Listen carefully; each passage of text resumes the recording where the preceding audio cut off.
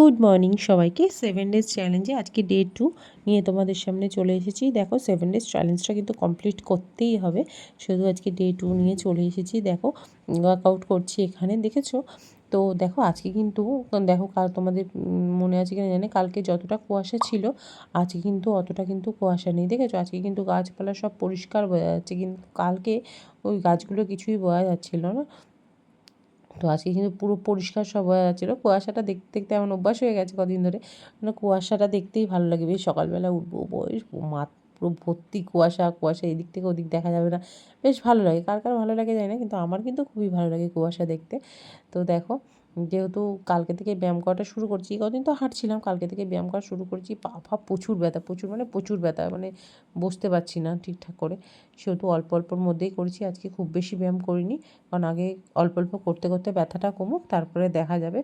দেখেছো কতটা কুয়াশা কম আজকে, দেখতে পাচ্ছ কিনা জানি না। আর দেখো দূরে ওই যে লাল ফুল ফুটে রয়েছে, ওটা কী ফুল বলো তো? ওগুলো কিন্তু শিমুল ফুল, দেখতে পেয়েছো? আর এদিকে দেখো ভাট ফুল হয়েছে, এত ঝাঁক ধরে ভাট ফুল হয়েছে, আমার দেখে খুব ভালো লাগলো, তাই জন্য তোমাদের সাথে শেয়ার করলাম।